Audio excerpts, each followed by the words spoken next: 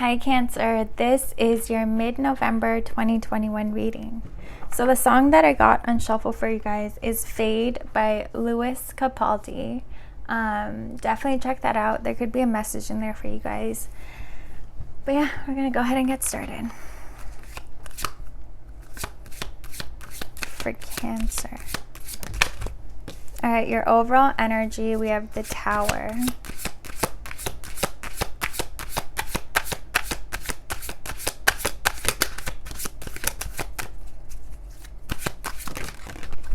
How you view this situation, we have the Nine of Swords. So it's starting to look like this song might be resonating for you guys. Truth of the matter, we have Judgment. Recent past, we have Temperance. I'm laughing because this exact storyline is coming out. Present energy, we have the Ten of Cups. In near future, we have the Magician. In your advice, we have the Seven of Swords. Oh.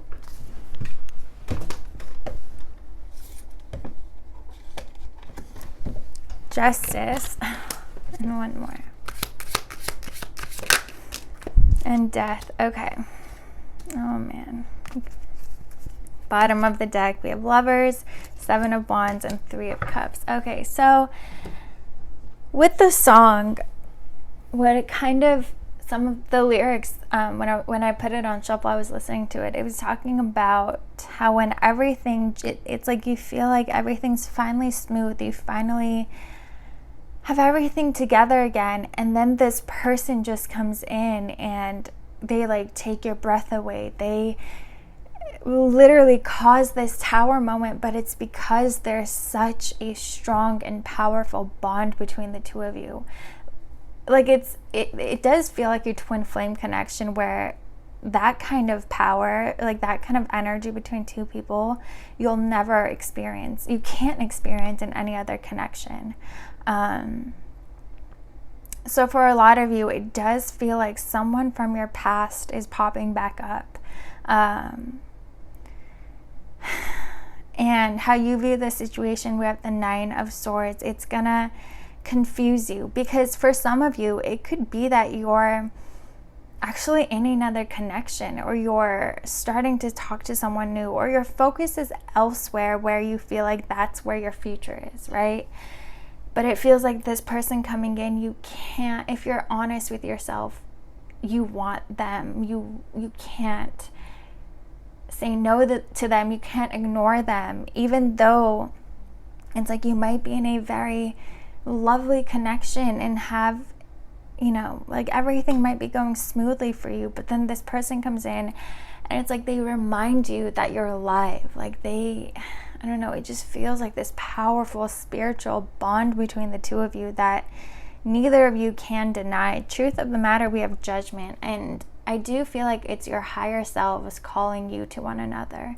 This isn't just this person coming in and out. There's some divine intervention here. There's some higher calling trying to unite the two of you during this time. Your recent past, we have the Temperance. Again, it's like you've finally been able to find some peace again, right? It's like everything is going smoothly. You were able to move on from this person, or you thought you were able to move on from them. You know, it's like you finally got everything back together. Present energy, we have the Ten of Cups. It feels like you think that the path that you're on now is going to lead you to your Ten of Cups. Whether, again, it's that you're in a new connection, you just started talking to someone, or like you started a new job that you're very happy with, or you're planning on making a move that you think like that is going to be my happiness. And this person coming in is kind of gonna cause a tower moment and really make you have to face yourself and be honest with yourself about what you truly desire. Your near future, we have the Magician, and this makes me feel like nothing is set in stone, right? Of course, we have free will. You have a choice here, whether you're going to let this past person back in or you're going to continue moving away from them. It's your choice. There's no right or wrong path. That being said, it does feel like, again, your higher selves are wanting the two of you to unite. And remember, your higher self, it resides in your subconscious mind, and your subconscious mind doesn't know right or wrong. It doesn't abide by the laws that we humans have created. So even if you think like, well, this shouldn't work, we're too whatever it is, your higher selves want you guys to come together, and of course, if this person is cruel and abusive, use your free will and move away from them. Because even if there's a lesson here, you don't want to learn it that way. So you're going to choose a different path. And that's where free will comes in. Your advice, we have the 7 of Swords, Justice, and Death. Okay. Again, this is for those of you where there isn't something horrible that happened between the two of you, or this person isn't like a monster. Don't lie to yourself, and don't choose to live a lie by walking a path that feels easier and that feels more calm and more stable and more like how it's going to work out. You might have started talking to someone new and things are good. It's harmonious, it's good, but this person doesn't make you feel 1/10, like even anywhere close to what this past person makes you feel. And again, that's why this gives me strong twin flame vibes. But you're being asked to be honest with yourself and be fair. Not only to yourself, not only to this past person, but to whoever you're going to be with in the future, or whoever you're with now. It's not fair for them to know that you're kind of settling because they're the easier choice, With Death, I do think, you're going to have to put an end to one of these situations. And again, for most of you watching this, it does feel like it's leaning towards you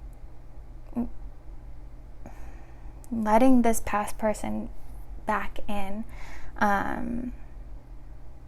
Again, it just feels like there is a bond and intensity between the two of you that neither of you can deny. And that power literally can help the two of you manifest anything that you desire. If you're both able to bring that under control and choose where you're gonna focus all of that energy, you guys are unstoppable. You guys are a power couple.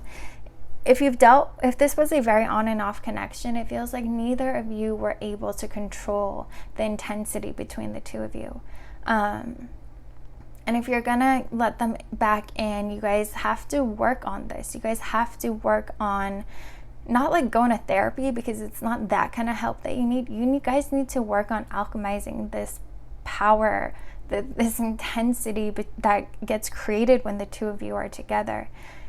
Work with it, try to manage it, learn how to use it for you instead of it being used against you, and instead of it being chaotic, learn how to direct it in a specific place and bring order to it.